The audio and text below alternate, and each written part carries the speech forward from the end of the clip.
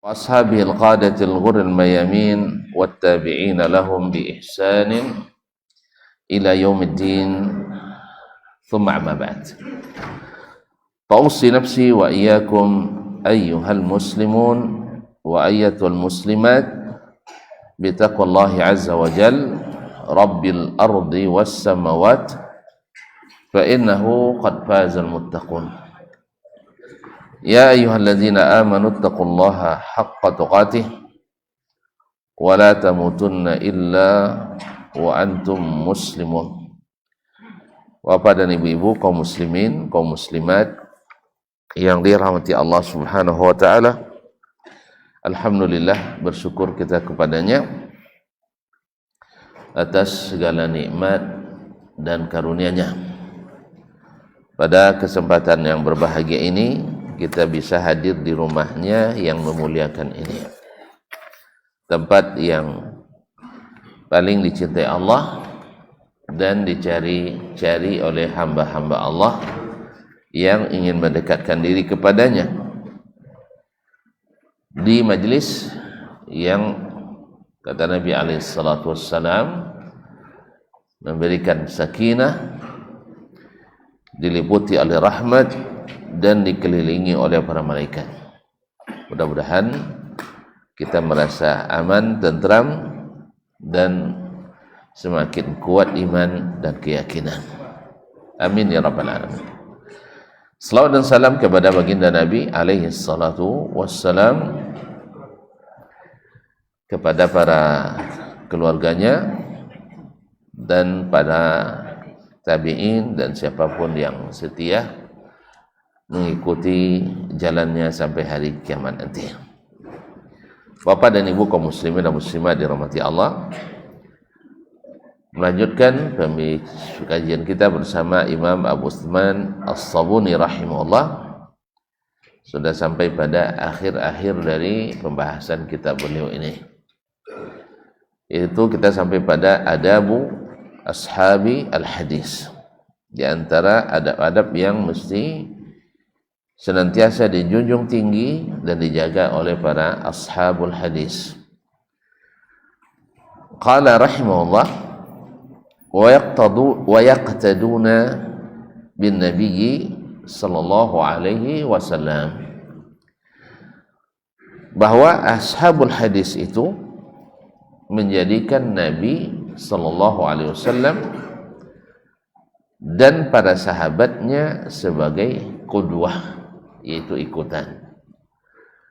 Jadi apapun yang dikatakan Nabi, apapun yang dibuat Nabi, bahkan apapun yang ditinggalkan Nabi, mereka tidak mau melampaui.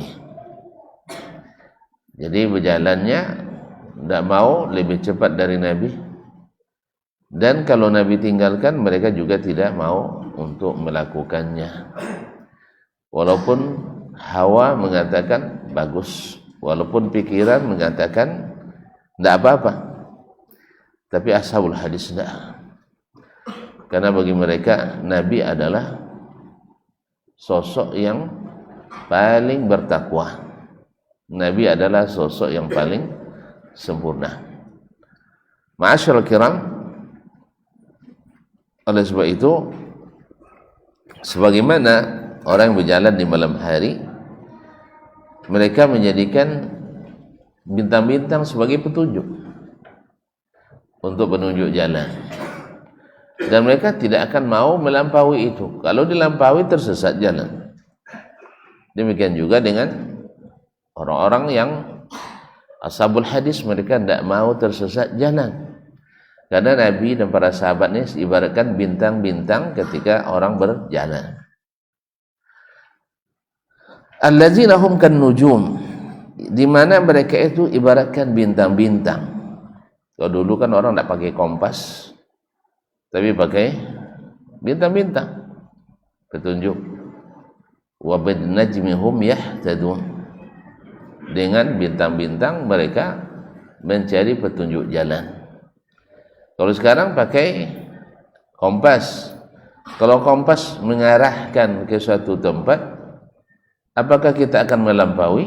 saya yakin juga orang yang berakal sehat tak mau melampauinya, kecuali kalau dia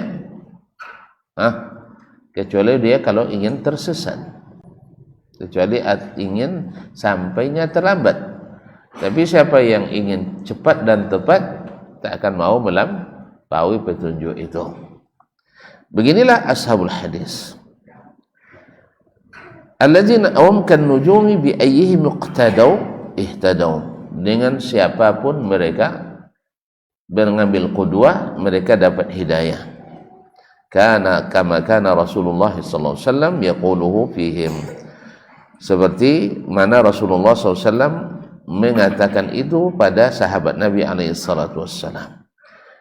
Yang dimaksud oleh Syekh Al-Sabuni rahimahullah itu hadis yang diriwayatkan oleh Imam Al-Baihaqi dalam Al-Madkhal ila Sunan Al-Kubra, dan dari jalan Al-Baihaqi Ibnu Asakir di dalam Tarikh Dimashq, seperti di dalam Ta'zibu Tarikh Dimashq juz 6 285. Demikian juga Al-Khatib Al-Baghdadi dalam kitabnya Al-Kifayah halaman 48 nomor alinea 162 min tariqi Sulaiman ibn Abi Karimah an Juwaibir dari Dhahak dari Ibn Abbas marfu'an dari Nabi sallallahu alaihi wasallam. Cuman sanadnya lemah sekali. Yaitu hadis yang mengatakan ashabi kan nujum bi ayyihim iqtadaitum muhtadaitum.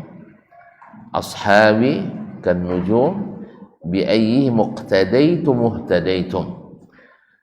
Sahabat-sahabatku adalah ibarat bintang-bintang. Dengan siapapun kalian mengikutinya, kalian mendapatkan petunjuk jalan yang benar. Dengan lafaz ini, hadis dari Ibnu Abbas radhiyallahu anhuma sanadnya sangat lemah. Karena di dalam terdapat Sulaiman ibn Abi Karimah, dikatakan oleh Ibnu Abi Hatim, Abu Hatim dhaiful hadis. Ibnu Adi mengatakan amatu ahadithihi manakir. Hadisnya pada umumnya hadis-hadis mungkar. Wa Juwaibir hadza wa Ibnu Sa'id qala fi Ibnu Ajar dhaifun jiddan. Juwaibir ibn Sa'id dhaifun jiddan. Kemudian riwayat Dhahak dari Ibnu Abbas juga terputus karena dia tidak belajar pada Ibnu Abbas radhiyallahu taala anhuma. Oleh sebab itu lafaznya tidak benar. Tetapi ma'asyiral kiram dirahmati Allah Subhanahu wa taala, bahwasanya ijma'nya sahabat Nabi alaihi salatu wassalam, ya kalau tadi seandainya sahih lafaznya, orang perorangan sahabat itu boleh dikatakan maksum. Orang perorangannya, siapapun yang kita teladani dari sahabat, kita dapat petunjuk. Tapi lafaznya tidak sahih dari Nabi alaihi salatu wassalam. Oleh sebab itu ikhtilafu as-sahabah atau sahabat, bila dia khilaf, artinya pendapatnya sendiri tidak ijma' di antara mereka, maka harus tunduk juga kepada dalil. Harus tunduk kepada dalil. Tapi kalau bila mereka ijma', maka ijma' mereka adalah dalil. Ijma' mereka adalah dalil. Itu yang dimaksud dengan manhajnya para sahabat. Jadi kalau disebut manhaj as-salafus salih, maknanya bukan manhaj orang per orang, tapi manhaj yang diikuti oleh mereka semuanya. Apa manhajnya? Misalnya, bila mereka khilaf, lalu datang hadis Nabi sallallahu alaihi wasallam, hilang khilafnya. Jadi tidak ada istilah tak boleh menyalahkan. Paham? Atau ada pendapat seseorang dari mereka, lalu bertentangan dengan Al-Quran, diingatkan, mereka kembali kepada Al-Quran, dan seterusnya. Berbeda dengan sebagian kaum muslimin hari ini, bertentangan dengan Al-Quran, pendapat guru atau imam atau syekh, tapi tetap ditakwil-takwilkan, atau setidaknya yang di syekh betul dan dia tidak salah. Faham ya? Kan macam itu. Dan tak boleh buat, tak asal dan tapi dia aduangnya buat, tak boleh disolang. Kan ada macam itu? Tak, itu tak ada, itu bukan manhajnya as-sahabah radhiyallahu anhum. Mereka kalau salah, ya disalahkan. Kemudian yang terbukti salah, mereka kembali pada kebenaran dan tak kembali lagi pada kesalahan itu. Makanya sekarang ni banyak syubhat kaum muslimin dan muslimat yang dirahmati Allah. Saya hanya menyampaikan pendapat para ulama, lalu saya tidak mentarjih, tidak berani mentarjih di antaranya. Kalau antum tak berani silakan, tidak ada masalah. Ya. Tetapi apakah itu manhaj yang benar? Tidak. Sebab setiap dalil itu pasti ada kelemahannya dan ada kekuatannya. Dan bagi yang sudah diberikan ilmu, diberikan Allah pengetahuan untuk menjelaskannya. Sebagai contoh, ya, misalnya sekarang, masalah kunut subuh misalnya, ini khilaf di antara ulama-ulama besar. Sahih? Salat kunut subuh. Semalam di perjalanan di Lampung, sehingga di masjid bagus, masjidnya besar, tiba-tiba disuruh pula jadi imam, bang. Awak lupa pula nanya Masjid Muhammadiyah atau NU itu apa kan? Awalnya saya menolak. Mohon maaf, yang biasa aja lah, imam asli saja. Awak imam palsu. Tapi mereka tetap ngotot nyuruh saya. Mungkin karena berjubah itu barangkali kan. Ada juga untungnya berjubah, bang. Kemudian orang asing, entahlah bagaimana. Atau mungkin di antara mereka ada yang mengenali saya barangkali mungkin ditengoknya kajian di Masjid Syuhada kan, di YouTube barangkali. Maju juga lah saya. Akhirnya saya putuskan untuk tidak ada kunut gitu. Ya, sebab apa? Ya, pada asalnya tidak ada kunut. Yang kedua, kunut itu adalah sunat, tidak wajib. Andainya nanti mereka bertanya, saya sudah siap menjelaskannya. Menjelaskannya. Nah, saya katakan, ulama besar sekelas Imam Asy-Syafi'i mengatakan disunnahkan kunut subuh setiap hari. Setiap hari atau setiap subuh. Kemudian jumhur mengatakan tidak. Dalil yang mengatakan berterusan hadis dari Anas bin Malik juga, bahwa Nabi SAW kunut subuh sepanjang hidupnya, sepanjang umurnya sampai mati. Kemudian yang jumhur mengatakan tidak, sebab hadisnya Nabi SAW dari Anas juga, bahwasanya Nabi kunutnya hanya sebulan, selepas itu tidak kunut lagi. Nah sekarang, karena Allah memberikan saya sedikit ilmu, saya tahu bahwa hadis jumhur, hadisnya sahih. Sebab lebih dari 8 murid Anas ibn Malik yang besar-besar, yang tidak diragukan hafalannya dan siqahnya, meriwayatkan bahwa Nabi hanya kunut sebulan. Lalu datang Ar-Rabi' ibn Anas, yang diriwayatkan daripadanya oleh Abu Ja'far Ar-Razi, Isa ibn Mahan, yang tidak begitu dikenal dengan riwayatnya yang kuat dari Anas. Bahkan para ulama hadis menyebutkan rawa manakir. Dia suka meriwayatkan hadis-hadis mungkar. Apa hadis mungkar? Hadis mungkar itu riwayat seorang yang dhaif bertentangan dengan riwayatnya yang thiqah. Nah sekarang kita pasangkan, dia itu riwayatnya mungkar, dia tidak kuat saduq, bertentangan riwayatnya dengan 8 orang thiqat. 8 orang thiqat. Maka kita katakan ini hadisnya mungkar. Hadis mungkar tentu tak boleh dipakai. Kalau tak boleh dipakai, berarti dalil mazhab yang mengatakan mesti kunut setiap subuh itu dalilnya sangatlah lemah. Nah, boleh tak dijelaskan? Ya, sangat boleh sekali. Sangat boleh sekali dengan syarat antum punya ilmu. Tapi kalau antum hanya tahu perkataan ulama saja, tidak punya kekuatan untuk mentarjih, itu urusan antum. Nanti kalau ditarjih memecah belah umat, subhanallah. Taib, membiarkan memecah belah atau tidak? Membiarkannya tanpa penjelasan, memecah belah juga tidak? Pecah belah juga. Lebih baik dijelaskan daripada tidak dijelaskan. Sama-sama pecah rumahnya. Mau pecah elok le pecah? Mau pecah joleh lepas tu pecah tak joleh. Apa dia kalian pecah? Dia tak jolehnya. Mau dia pecah? Apa dia pecah kalian? Dia joleh. Itan dalil lama, ikut dalil kuat dibuat je lama dia tu. Dia takkan bisa sama kami dengannya. Tapi kalau yang mengatakan apa dia percaya kalian tak bisa sama saji, hanya kami sama-sama kuat nyanyinya. Sah? Atau dah ambil kami dalil. Lebih baik dijelaskan daripada tidak jelas. Pecah tu tak bisa tidak. Umat inilah terlangsung pecah juga. Kan iya bang? Lah terlangsung pecah. Amor jalan mana lah? Kan iya?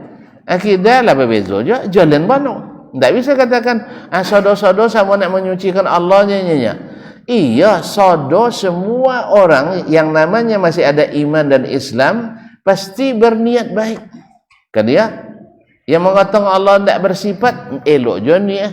Yang mengatakan Allah punya hanya 7 sifat, elok je niat. Yang mengatakan Allah punya banyak sifat, elok je niat. Tak ada niat nak buat tu lah. Cuman niat elok, Allah tentu hasil elok. Awak orang-orang nak gara je kawan. Iya kan? Nak bergara, kosan bikin gara-gara. Iya. Garang nak bergara tapi bikin gara-gara. Sampai tak pasapan 5 tahun gara-gara dek gara-gara tadi. Itu. Niatnya baik, nak menyenangkan kau. Bahasa awak surprise. Kan ya? Surprise. Kadang nak garang-garang bini, kan ya? Batang kau ambil abuk uang, nak kau ambil abuk uang, kau ambil abuk boneka kadangnya batang di kek motor awak. Bosurnya, kau ambil abuk siapa kau bangnya? Tak lama jauh lelok orang dah. Adi tumbuk aja dah. Ni cerita nak surprise tadi kan, tapi akhirnya terpaksa dikompres. Itu je bahaya je kaum muslimin dan muslimat rahmati Allah. Jadi yang namanya perpecahan diri umat ini tidak bisa dihindarkan. Tapi kalau dijelaskan mereka tetap juga tak terima, dan tak dijelaskan mereka juga tidak menerima, lebih baik dijelaskan kewajiban kita. Makanya berkhianat ilmu kita tahu bahwa amalannya itu tidak benar karena dalil yang mendukungnya sangat lemah. Lalu kita tidak mau mengamalkannya, tapi kita biarkan orang mengamalkannya, walau dengan alasan tidak boleh saling menyalahkan. Ini bukan manhajnya Nabi SAW dan bukan pula manhajnya para sahabat Nabi SAW dan bukan manhajus salafus salih. Ya, walaupun mesti tagangnya buinya apa ikut salafnya dan tak iya. Sebab yang namanya salah mesti dijelaskan salahnya. Yang benar mesti disebutkan kekuatan benarnya. Saya tak mampu dosa. Kalau tak mampu berarti bukan masalahnya tak boleh, bukan masalahnya menyebabkan pecah belah. Tak, antum penakut orangnya. Anda penakut. Kalau penakut ya tak bisa disuruh. Kalau penakut tak boleh suruh orang. Kalau penakut ya je mendakwah lah. Kalau penakut je mendakwah. Kalau Nabi sampai takut dah sampai Islam kau main. Kalau sempat penakut Nabi disolang, Nabi boleh tak menjelaskan?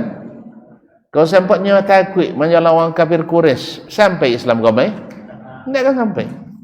Makanya kaum muslimin muslimat, kadang-kadang banyak syubhat kita lihat orang-orang seolah-olah ingin kebaikan tetapi niatnya tidak didukung dengan ilmu yang sebenarnya. Nasallallahu alaihi wasallam. Baiklah kaum muslimin. Kemudian Berkata Syekh, wa yaqtaduna bis salafis salihin. Mereka selalu mengikuti, berqudwah kepada as-salafu as-salih. As-salaf as-salih min a'immatid din wa ulama'il muslimin, yaitu para imam dalam agama ini dan ulama'nya kaum muslimin. Kalau ada yang mengatakan ashabul hadis itu tidak ikut ulama adanya, itu kan pernah kita jelaskan. Kalau tidak ikut ulama, di mana sampai Al-Quran itu sama kita? Al-Quran datang sama kita sampai melalui para ulama. Nah, hadis datangnya melalui siapa? Tuan-tuan, datangnya dapat hadis siapa nyampein ke awak? Ya ulama. Walaupun ulama kampung awak. Kan ya?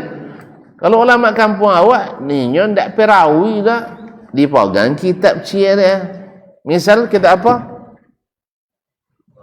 Sahih Bukhari. Kita nak tanya, Imam Al-Bukhari ulama pun ndak? Ndak dah. Lain ulama ndak? Tayyib. Kemudian Imam Al-Bukhari ditulis kitab namanya Al-Jami' As-Sahih. Kemudian kita Al-Jami' As-Sahih itu dibagi dalam berbagai kitab, 68 kitab.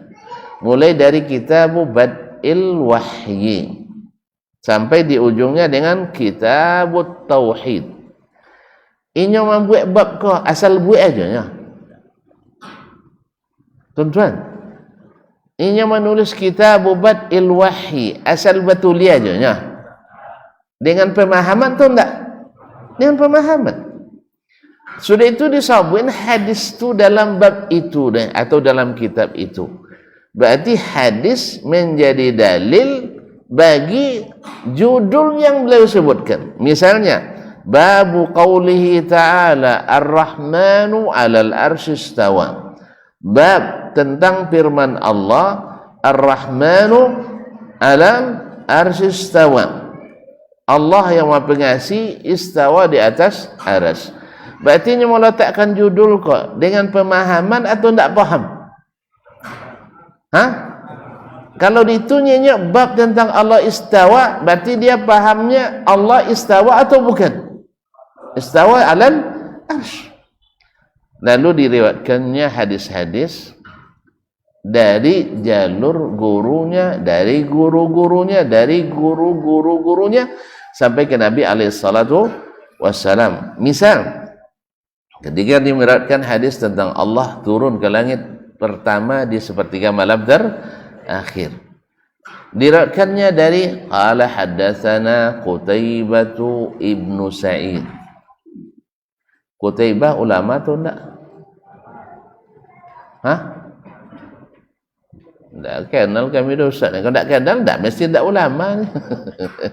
Jadi Qutaibah ibn Sa'id al-Hadatsani Abu Raja al-Baghlani. Jadi Al-Bukhari menerima riwayat itu dari gurunya yang itu ya tak penyambung yang ulama. Yang ulama. Siapa nama? Qutaibah ibn Sa'id. Mereka kalau ada tu buka buku Tahzibut Tahzib, tengok siapa Qutaibah kau. Nak lebih panjang cerita, buka buku Syiar A'lamin Nubala. Lebih banyak tu cerita, tak cukup dengan Hajrul Ta'dil aja. Nak lawe jo sekenek le, buka lebih kau kitab Tarikhul Islam wa Wafayatul Masyahiril A'lam. Tak jurah? Ini maksud tentu bahwa ini ulama. Sudah itu Qutaibah di mana dapat dia? Dari gurunya pula Imam Malik ibn Anas. Haddatsana Malik ibn Anas. Imam Malik ulama pun tak? Ulama. Taib. Imam Malik meriwayatkan daripada Abdurrahman ibn Hurmuz Al-A'raj Al-Madani. Ulama pun tak? Dah habis kami. Lulus seleksi Imam Al-Bukhari berarti ulama. Beliau adalah min athbatin nasi fi Abi Hurairah. Orang yang paling sabit, yang paling kuat riwayatnya dari Abu Hurairah seperti Sa'id bin Musayyib atau setelahnya. Nah, dari mana riwayatnya? Dari Abu Hurairah. Abu Hurairah ulama pun dah.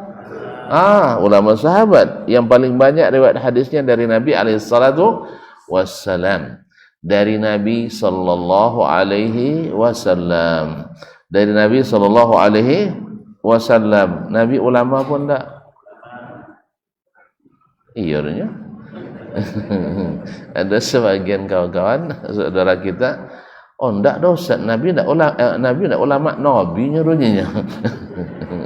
Jadi dikiranya jabatan Nabi bertentangan dengan jabatan ulama. Nabi adalah ulama.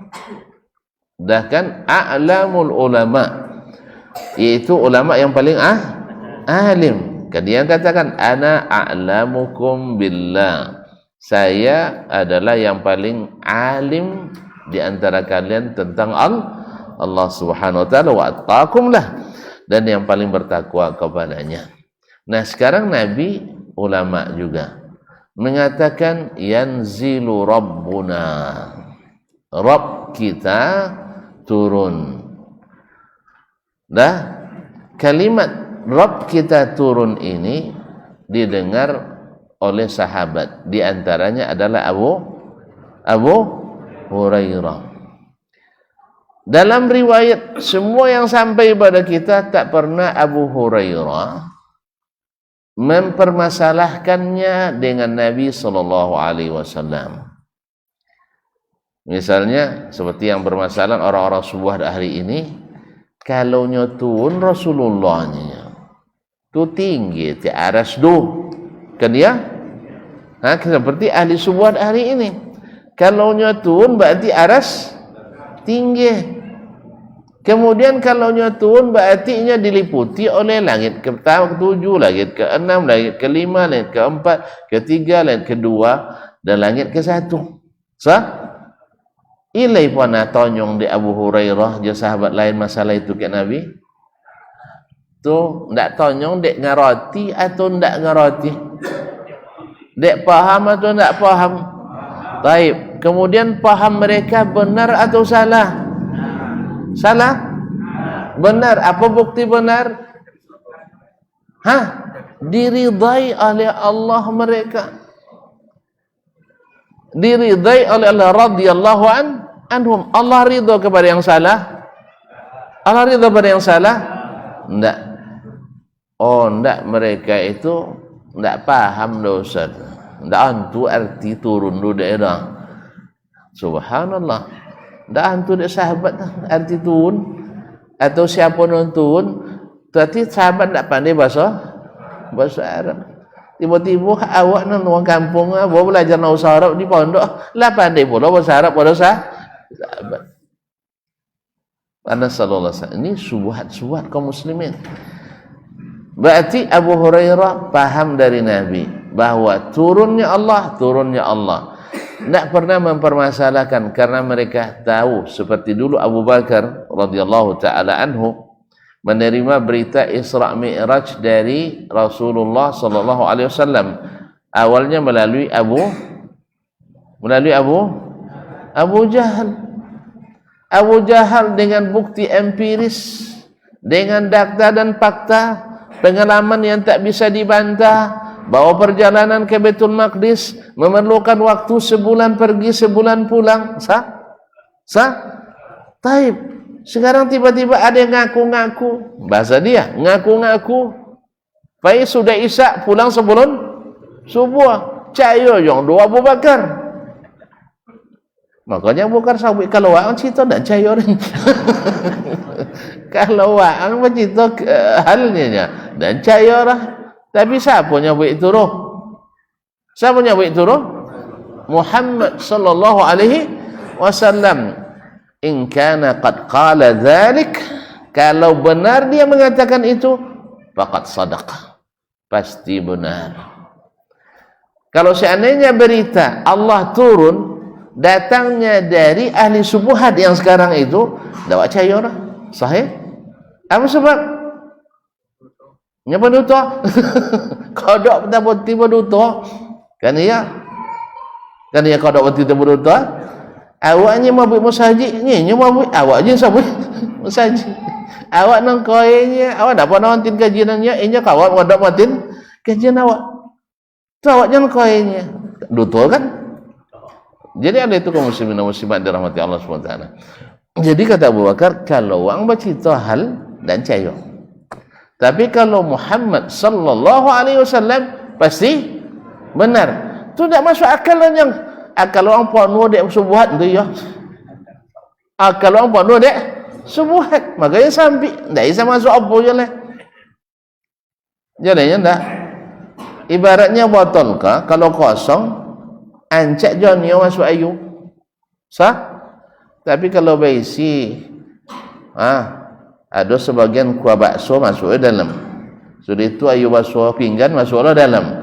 Tu sudah itu masuk ayu aqua. Rahsia kalau jania. Enggak. Makanya kalau nak berahsia akidah tu jangan campur-campur dia keyakinan Yunani dengan keyakinan wahyu ilahi. Kalau lawan campur kau sada. Makanya ilmu kelam itu membuat yang terang jadi kelam, yang jernih jadi keruh, yang joleh jadi tidak joleh. Itu masalahnya kaum muslimin. Nah, sekarang Abu Hurairah setelah joleh diambilnya dari Nabi SAW, disampaikannya kepada murid-muridnya.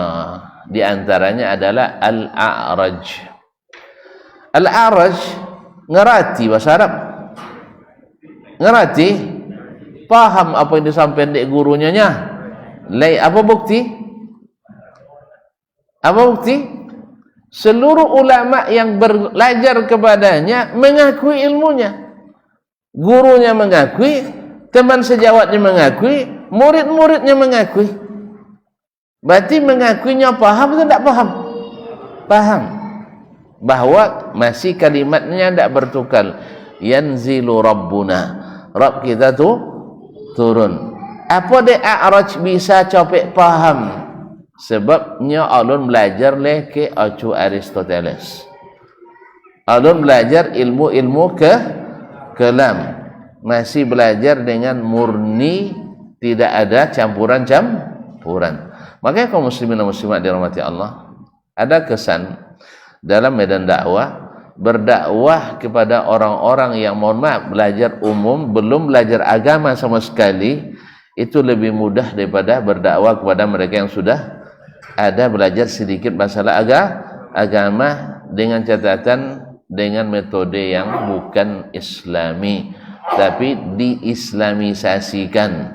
Ya, ini sebenarnya metodologi barat, tapi dia dipelajari di lembaga Islam jadi manhaj Islami. Kan ya? Manajemen bahasa alinnya manajemen barat tu sudah itu cocok logikan dengan Islam. Akhirnya manajemen pendidikan, misalnya pendidikan Islam, manajemen sosial Islam dan sebagainya. Tidak di Quran biar dah. Kalau diambil Quran ya hadis, iya ya. Dan itu tidak diambil dari manajemen orang tu sudah itu apa so ayat yang cocok sekali gitu. Baik buat dahulu sudah itu cari dalil. Sedangkan seperti kata Ibnu Rajab rahimahullah, kalau ahli sunnah itu tidak berbicara dulu sebelum ada dalil. Dalil dahulu sudah itu buat keputusan hukum. Kan tidak putuskan hukum dulu, sudah itu bau cai dalil. Jadi istilahnya bahasa opong je lah dulu. Kalau apa so bisa dia opong dunia. Pokoknya jangan apa lah. Sodo bisa dia opong. Kalau apa-apa gua bisa dia opongnya. Ini ilmu apa-apa itu masalah ilmu apa-apa. Jelas kaum muslimin? Kemudian Al-A'raj belajar pula kepadanya para ulama-ulama, di antaranya adalah Imam Malik. Tidak juga berubah kalimat yang diriwayatkan dari Nabi SAW. Malik dan kawan-kawan pun tidak juga bertanya, tidak salah go buyanya ke A'raj kan?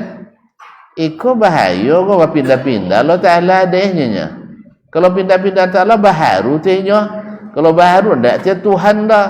Berarti hadis ke perlu ditakwilkan. Indo jo pulau wasu-wasu ada awak dah. Dia sekian banyak murid Al-A'raj meriwayatkan hadis ke yang mempermasalahkan makna Allah tu turun. Akhirnya Malik pun sompel lah. Contoh itu dia ke murid-muridnya. Di antara murid-muridnya mendangau adalah Qutaibah ibn Sa'id tadi. Masih banyak yang lain, ada Abdullah bin Baslam Al-Qa'nabi, Abdullah bin Yusuf, Abdullah bin Wahab, Ibnu Bukair dan lain-lainnya. Tapi yang ini diriwayatkan oleh Al-Bukhari misalnya dari Qutaibah. Qutaibah dia paham tadi dari Imam Malik, mosong itu adalah turun Allah Subhanahu wa taala. Tidak ada pula yang bermasalah semuanya anak itu tidak ada masalah. Berarti karena otaknya masih bersih. Sampailah kepada Al-Bukhari dan kawan-kawan. Al-Bukhari dan kawan-kawannya. Ndaklah ada pula dan seleting Imam Bukhari mengatakan iko ndak bahaya hadis kogo Imam Buya Kiai Gus Habib. Ndak bahaya hadis ko. Ndak pula ada wasu mereka mempermasalahkan itu. Makanya Imam Bukhari berani menuliskan dengan judul bab turunnya Allah ke langit pertama. Berarti Imam Bukhari dia paham menulis judul atau tidak paham? Tidak paham. Berarti kita menerima akidah bahwa Allah turun itu melalui ulama atau tidak? Melalui ulama. Imam Bukhari, Imam Muslim, Abu Dawud dan seterusnya. Jadi sabut melalui ulama lah. Cuman tidak melalui ulama kelam yang mengatakan ya Allah maujudun bila makan. Ya, yang palsu itu jadi alasan seolah-olah lebih kuat daripada hadis dan Quran. Nasallallahu alaihi wasallam. Apa sebab? Tadi ayat dan hadis tidak masuk karena subuhat lebih dulu masuk. Makanya siapapun yang belajar subuhat sebelum belajar akidah yang bersih, maka buang subuhat itu. Ya, di stacking dulu, dibersihkan, diberosyong, dibuang sodo ke ragu-raguan itu. Sudah itu baca Quran, baca hadis, baca akidahnya ashabul hadis yang dulu dicemooh oleh orang-orang Mu'tazilah sebagai orang yang tidak ngerti, picik pikirannya, tidak berkembang seperti yang dikatakan oleh pewaris pemikiran Mu'tazilah zaman sekarang ini. Ancaklah pemikiran Syiahnya lah, pada pemikiran salaf. Apa pun caranya memang itu isi pikiran dipelajari sitan nya guru lo biar parah lo pada itu sitan dulu lah. Guru ni sabu-sabu dia lo biar parah lo lah. Iya, ini oleh sawi ucapkan selamat Natal nya guru ikut Natal sitan. Iya. Ini oleh sabu dia si lebih elok. Sitan mau puang isi adikun.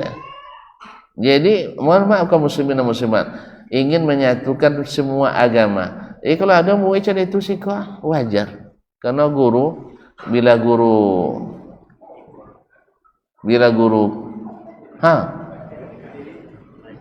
lupa ya lo nyobu ini musaji. Berdiri murid berlari. Bila guru berlari murid murid kencingi guru. Allah musta'an. Jadi oleh sebab itu kaum muslimin dan muslimat, guru di ashabul hadis adalah Nabi dan para sahabat. Nabi dan para sahabat. Tidak berguru kepada ulama ini dan itu di barat atau di timur yang tidak mengikuti wahyu Al-Quran dan hadis Nabi alaihissalatu wassalam. Oleh sebab itu kaum muslimin waqtaduna bis salafis salihin, min a'immatid dini wa ulama'il muslimin, dan ulama'nya kaum muslimin. Wa yatamassakuna bima kanu bihi mutamassikina min ad-dinil matin wal haqqil mubin, dan mereka ikut berpegang teguh kepada yang dipegang teguh oleh para ulama dan imam itu. Makanya kaum muslimin dan muslimat, kalau kita melihat di kalangan para ulama ahli sunnah, ketika menyebut ulama-ulama di kalangan tabi'in, takkan tersebut orang-orang seperti Wasil bin Atha, pendiri paham Mu'tazilah. Ka'atan tersebut Abdullah bin Sabah al-Yahudi, pendiri Syiah. Ka'atan tersebut Ma'bad al-Juhani, pendiri Qadariyah. Tidak akan tersebut sepulan dan sepulan Jahm bin Safwan, pendiri pemikiran ilmu kalam yang dikembangkan oleh mutakalimin setelahnya. Tidak akan tersebut di antara para ulama. Kalau Ahlussunnah bicara, maknanya tuan, misalnya Abu Tahir As-Silafi wafat 576, dia punya qasidah tentang akidah, yaitu manzumah, yaitu satu nazam, itu syair tentang akidah Ahlussunnah wal Jamaah dan siapa imam-imamnya sepanjang masa sampai ke zaman beliau. Ya, beliau wafat 576. Takkan satu pun tak satu pun di antara ulama ini yang sebutkan ulama kalam. Tidak ada. Sebab mereka tidak terhitung ulama di mata Ahlussunnah wal Jamaah. Misalnya masa tabi'in, dia menyebut semisal Sa'id bin Musayyib, Al-Hasan al-Basri, siapa namanya, Muhammad ibn Sirin, Ibrahim an-Nakhai, Sya'bi dan lain-lain. Kemudian di masa tabi'in, dia akan menyebut misalnya Sufyan al-Thawri, Sufyan al-Thawri, Al-Auza'i, Malik dan seterusnya. Kemudian di masa tabaul atba, dia akan menyebut orang seperti Qutaibah ibn Sa'id atau Sufyan bin Uyainah dan Abdurrahman bin Mahdi dan seterusnya. Tidak ada nama-nama orang-orang ahli kalam yang dimaksud dengan ulama ahli sunnah wal jamaah. Dan setelah itu disebut orang sekelas Al-Bukhari, Muslim, Abu Dawud, At-Tirmizi, An-Nasai, Muhammad bin Nasr al-Marwazi. Tidak ada nama-nama orang-orang pemikiran yang menyimpang itu. Sampai kepada zaman beliau, tidak tersebut ulama-ulama kalam sebagai berakidah Ahlussunnah wal Jamaah. Ma'asyarul kiram dirahmati Allah SWT. Apa sebab?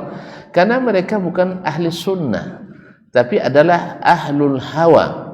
Buktinya dibawakan hadis, dia bilang ini hadis ahad, tidak boleh jadi hujjah dalam bab akidah. Dibawakan hadis mutawatir, tapi maknanya harus ditakwilkan, atau kita tidak tahu maknanya. Pokoknya turun, apa yang turun tidak tahu, atau yang turun adalah rahmatnya.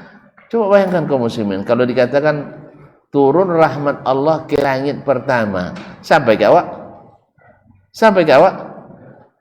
Ya Allah ya Rabbi, kalau turunnya hanya sampai ke langit pertama, sampai ke awak? Tidak. Apa kuno? Apa istimewa hadis itu? Apa istimewanya hadis itu? Tapi ketika dikatakan Allah yang turun, dia yang mendekati hambanya, pasti maknanya istimewa. Makanya Allah katakan, hal min mustaghfirin fa'aghfirlah. Siapa yang minta ampunan, aku ampuni. Allah yang mendekati kepada hambanya. Berarti Allah punya ini dan sebagainya. Ini adalah subuhat yang tak pernah terjadi di kalangan orang yang berakidah sehat. Nasallallahu alaihi wasallam. Baik. Azan dulu. Baik.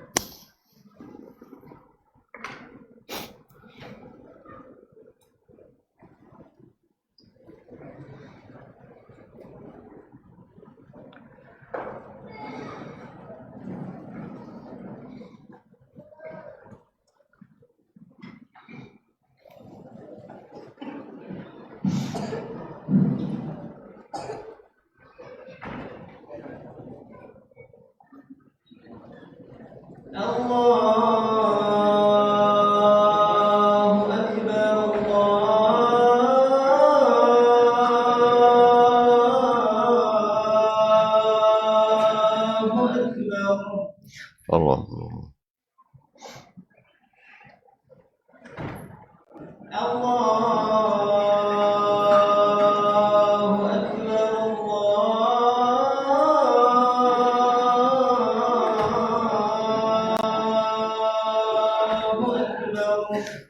Allah.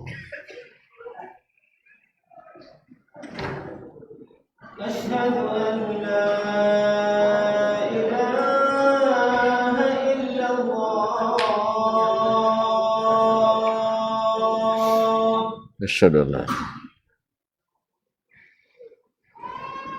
أشهد أن لا إله إلا الله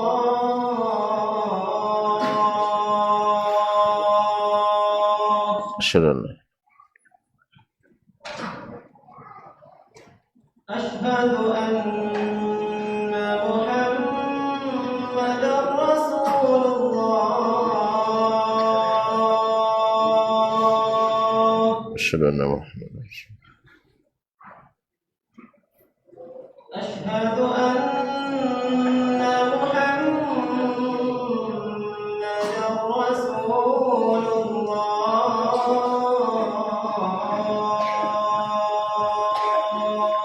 أشهد أن محمد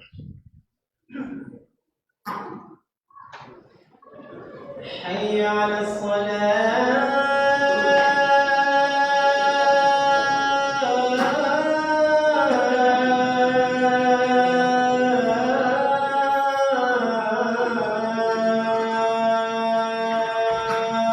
لا حول ولا قوة.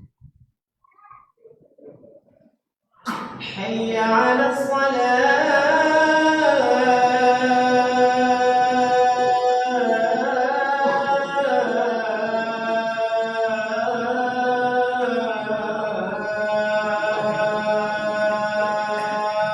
لا حول ولا قوة.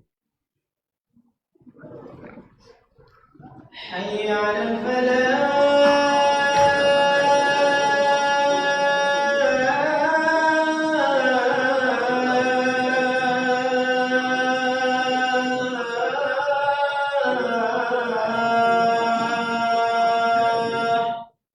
لا حول ولا قوة.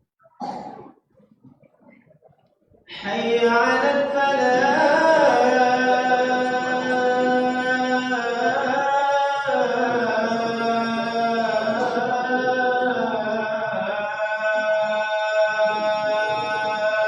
لا حول ولا قوة. الله أكبر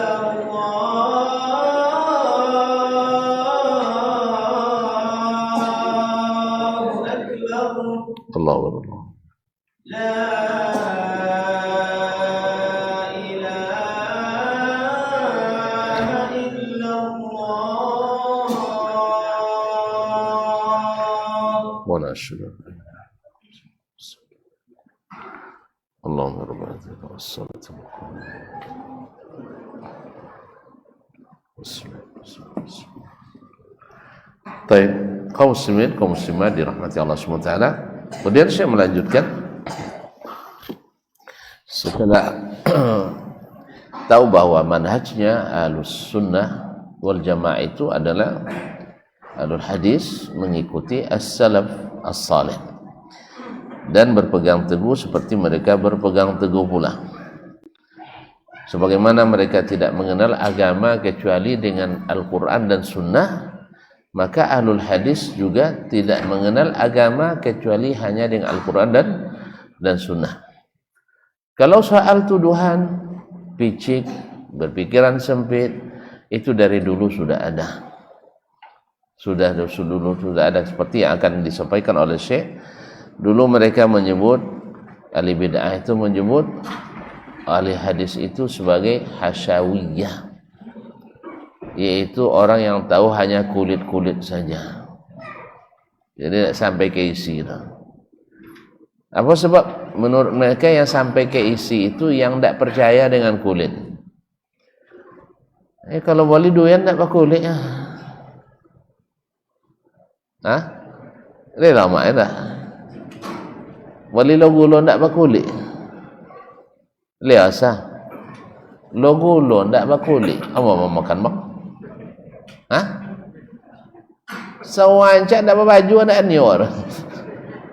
Kan ya? Nah, jadi ndak ada cerita. Jadi kulit itu tanda orang selalu melihat tanda bagus isi dari bagusnya wajah kulit. Kau kulit ndak nawon. Coba dan ndak bakuli, ajak sampai badan awak ndak bakuli. Hah? Ndak sehat. Jadi kaum muslimin. Jadi itu sudah ada gelar-gelar. Bahkan Nabi SAW, para nabi itu dibilang oleh umatnya sebagai orang safi, orang dungu, orang bongak.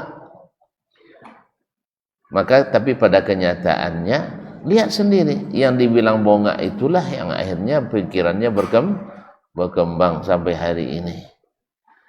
Ya, macam mana peluang berkembang? Mereka tidak tahu tentang sifat kecuali hanya yang berupa makhluk. Sedangkan kita tidak, bahwa ada sesuatu yang lebih dari sekedar makhluk. Jadi memang uang sampai selalu menganggap orang lain sampai. Uang tidak berpunya mengira orang lain juga tidak berpunya.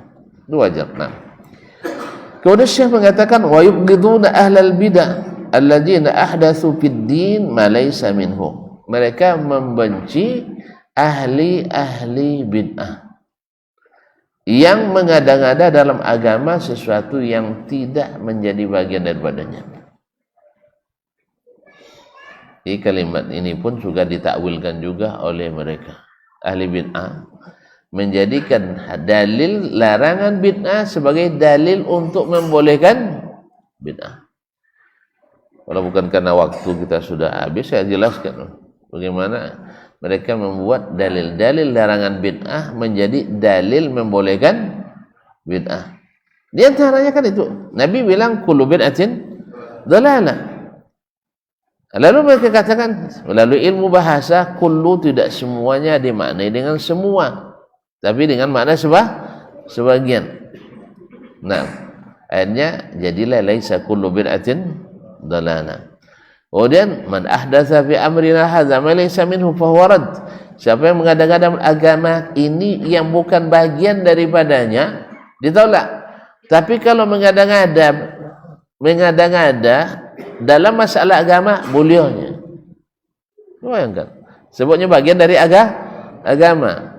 Misalnya, kalau mengada-ngada dalam agama kau sesuatu yang tidak bagian dari agama, tidak masalah agama, tidak boleh orang.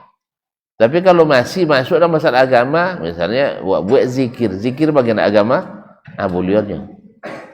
Jadi boleh bid'ah tentang masalah ibadah, boleh bid'ah dalam akidah, boleh asalnya bagian dari agama. Tapi tidak bagian agama, tidak boleh. Subhanallah, memang takwilnya hantu, auzubillah. Makanya banyak-banyak berlindung kepada Allah dari hantu takwil. Itu bukan orang biasa, orang-orang cerdas. Ya, pimpinan tertinggi, lembaga tinggi, keagamaan, mufti. Jadi kaum muslimin dan muslimat, jabatan mufti tidak mesti membuat orang selamat kalau dia tidak mempunyai ilmu yang selamat atau tidak mengikuti ilmu yang selamat. Nasallallahu alaihi wasallam. Betapa banyak mufti-mufti yang kemarin menjual agamanya, agamanya seperti di masa Al-Asad kemarin di Suriah, banyak mufti yang mengklaim ahli sunnah tetapi mengokohkan orang-orang membunuh ahli sunnah. Allah musta'an. Jadi kaum muslimin dan muslimat dirahmati Allah, maka ahlul hadis membenci ahli bid'ah. Ini sebagian mengatakan kita tidak boleh membenci pelakunya, membenci kelakuannya saja. Iko main-main takwil loh. Tuan-tuan, kalau ada orang melakukan zina, tuan-tuan benci tak ke orangnya? Benci tak ke orangnya? Apa tuan-tuan? Mencibiu? Hah? Tanda benci ke orang, Kalau sampai anak awak cewek je anak inyo tu nak nikah ya. Dia yuang ninya kan dia dong. Kan ya? Berarti tidak bisa memisahkan antara perbuatan dengan orang yang berbuat. Oh, tak, saya tidak benci pada orangnya, tapi benci pada perbuatannya. Dia tak cuma cerita dia cuma. Ya, tidak ada orang. Memang benci, kecuali antum suka dengan perbuatan itu. Benci pada kekufuran, benci pada orang kah?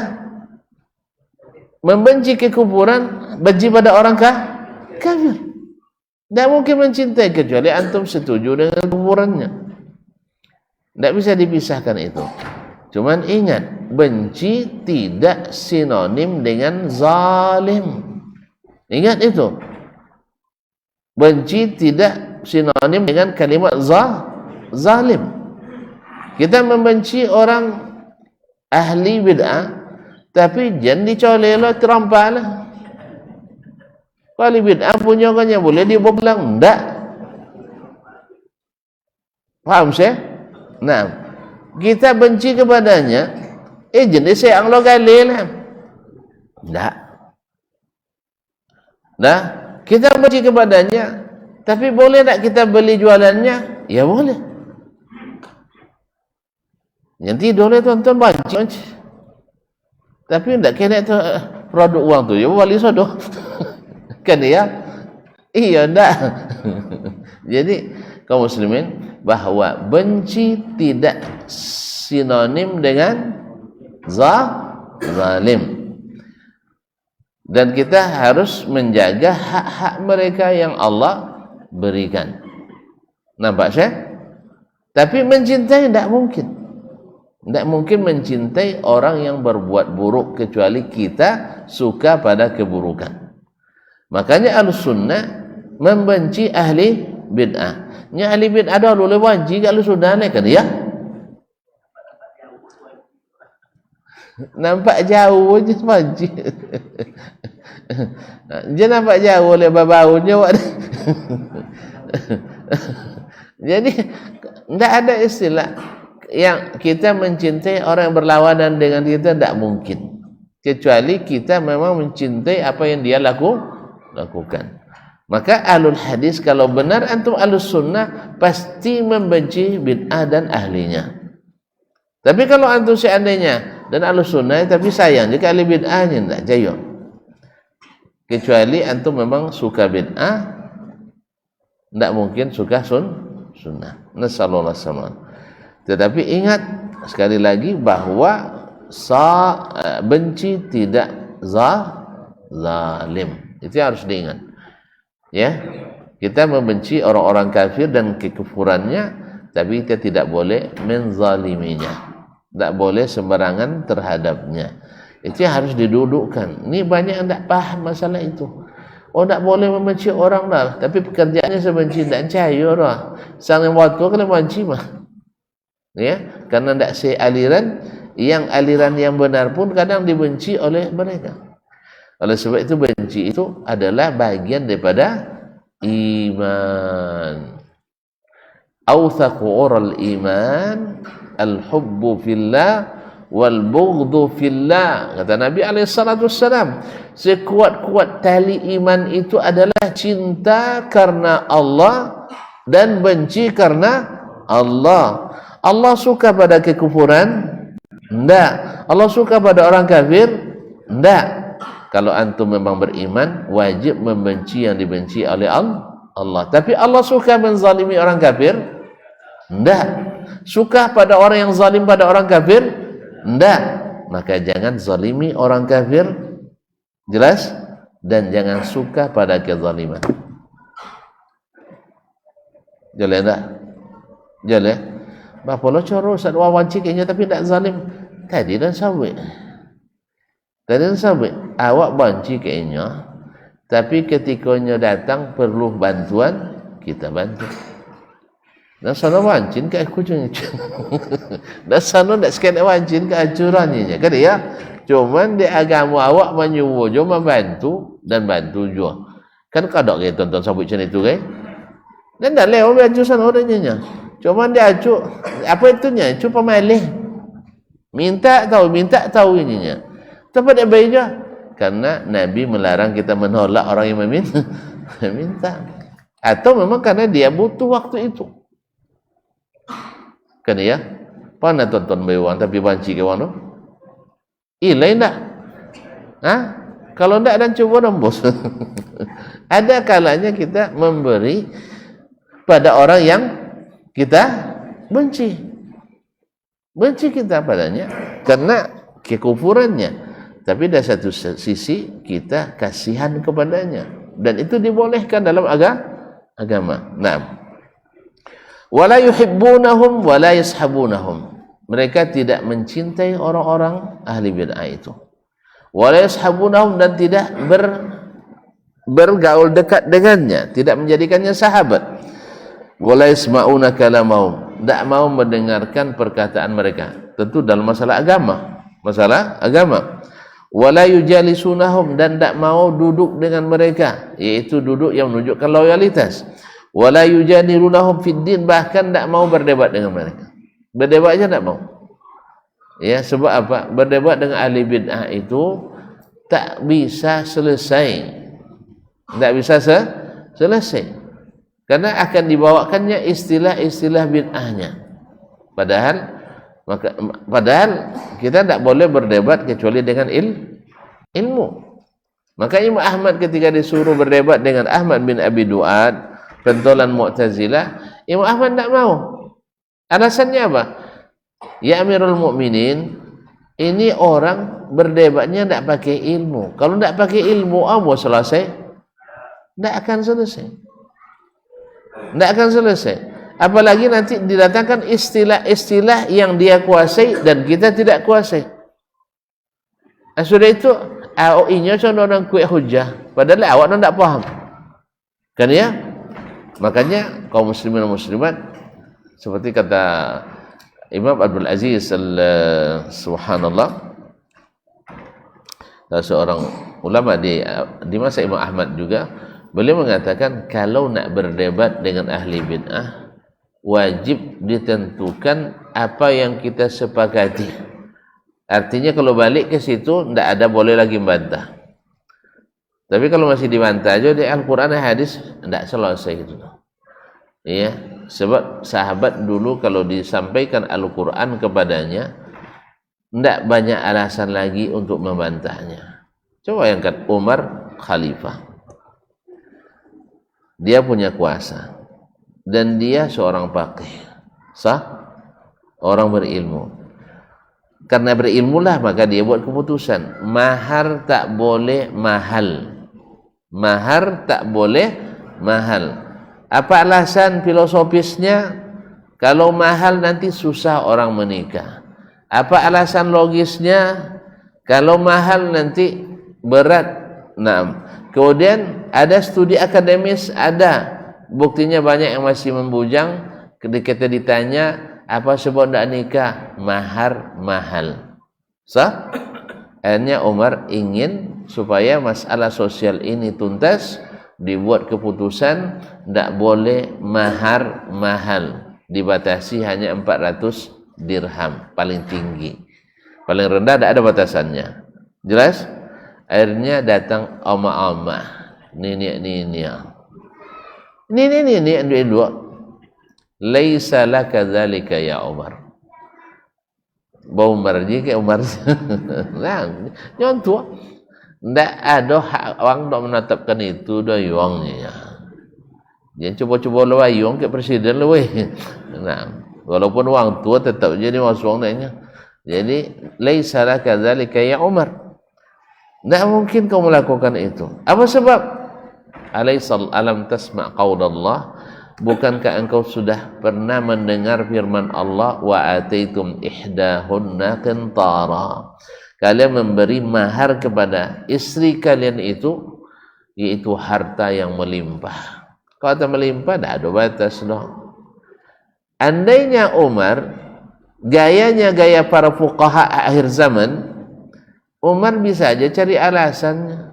Kan bisa cari alasan Umarnya? Hah? Pakai ilmu maqasidus syariah dia selesai. ilmu maqasid syariah. Ya, itu di zaman Nabi dunianya. Kan ya?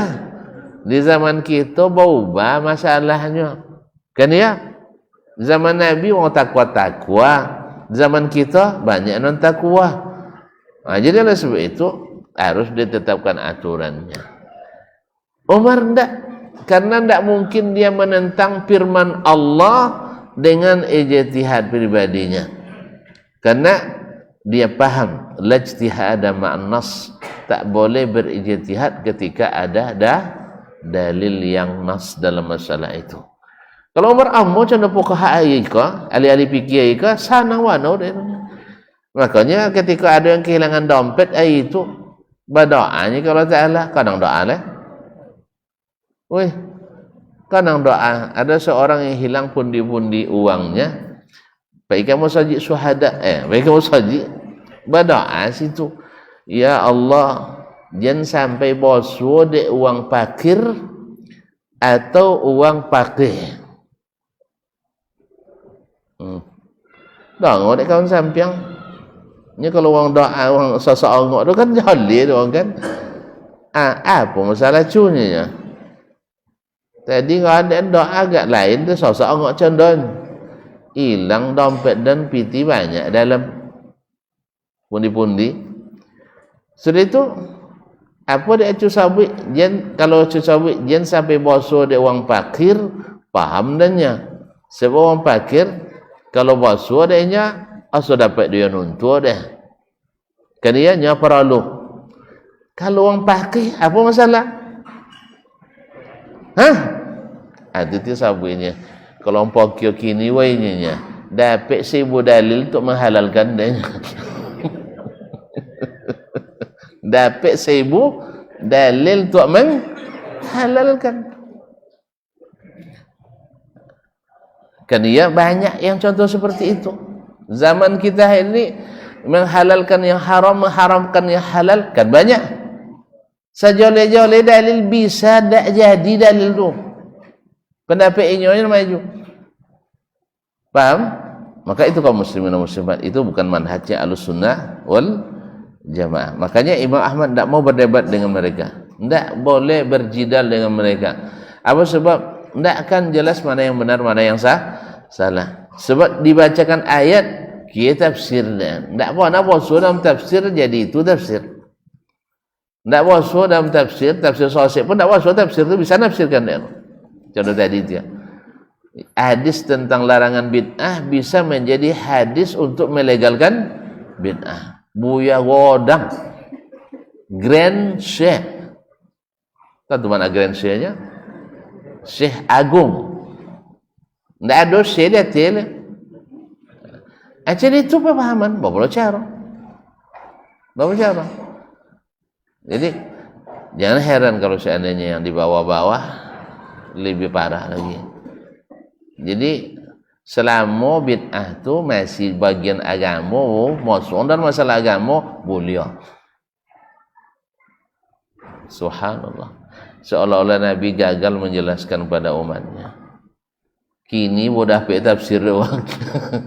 Kini mudah pe. As-salaf nak ngerti dah. Allah musta'an. Baik, wala yunadhirunahum dan tidak pula bermunazarah. Tadi berdebat, sekarang berdialog dengan mereka.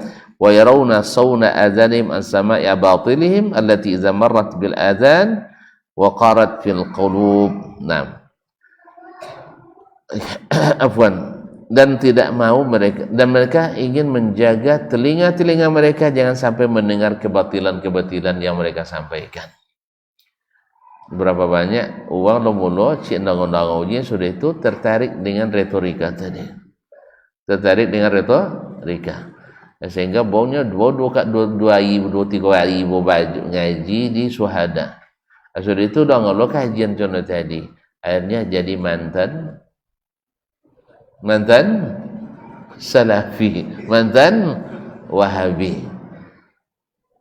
Nya ndak ngerti murah. Sudah itu tolong nangau subuhat. Maka akhirnya subhanallah, kadang kalian nangau deh. Hanya karena menangau nasihat dari seorang syekh. Syekh dan disanjung dan tak pusat puluh uang. Tapi menyentuh katanya. Sudah itu bocong ayat tidak masuk nah. Di ruqyah Al-Quran tidak watar. Jelas masuk setan dalam. Nasallallahu alaihi wasallam. Ini ngaji 2 ayat 3 ayat. Jadi kalau demikian makanya Ahlus Sunnah sekali dia mendengarkan as-sunnah, dia tidak mau mendengarkan kebatilan itu. Sebab apa? Idza marrat bil azan, kalau sudah lewat di telinga, kemudian waqarrat fil qulub, dan terpatri dalam hati, darrat, akan mendatangkan mudarat, wajarrat ilaiha minal wasawis, dan akan membawa kepada was-was, bisikan-bisikan syaitan, wal khatarat al fasidah, dan pikiran-pikiran yang fasid, majarrat, maunya.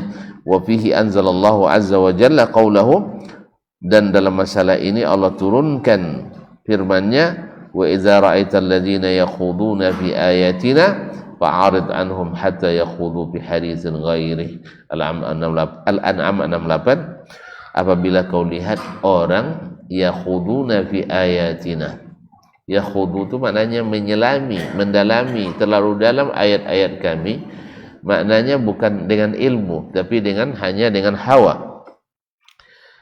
Oleh sebab itu fa'arid anhum, maka berpalinglah dari mereka, jendongon joleh, ya, jendongon joleh. Sebab apa? Hatta yakhudhu bi haditsin ghairi, sampai mereka berbicara tentang masalah lain. Dengan berbicara tentang ayat Al-Quran, tentang hadis Nabi dengan pikiran, maka berpaling dari orang-orang seperti itu. Iya, seperti tadi, hadis tentang larangan bid'ah bisa menjadi hadis dorongan bid'ah. Ya, ayat tentang untuk mengimani sifat-sifat bisa menjadi ayat untuk menghilangkan semua sifat. Yang seperti ini harus dijauhi, sebab banyak syubhat dan banyak masalah yang ditimbulkan, mudarat yang ditimbulkan olehnya. Inilah diantara yang disebutkan oleh Syekh tentang bagaimana adabnya ashabu al-hadis.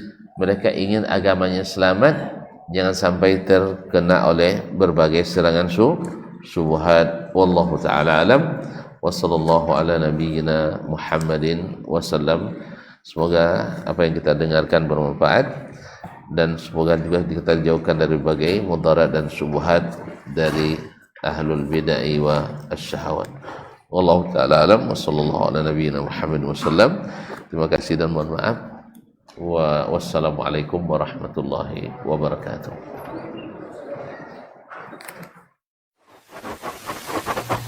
Barometer amal kita saleh tak salehnya di salat kita. Bila salat kita ikhlas dan sesuai dengan sunnah Nabi SAW, maka insya Allah amalan yang lain mengikuti. Ini aktivitas ini membantu saya di akhirat atau akan menyulitkan saya di akhirat? Kalau seandainya perbuatan itu ternyata akan menyulitkan kita di akhirat kelak, tinggalkan perbuatan itu. Anta ni'mal jund. Kamu adalah sebaik-baik prajurit. Coba lihat. Kamu adalah sebaik-baik prajurit. Maka tujuannya adalah menghancurkan kehidupan rumah tangga.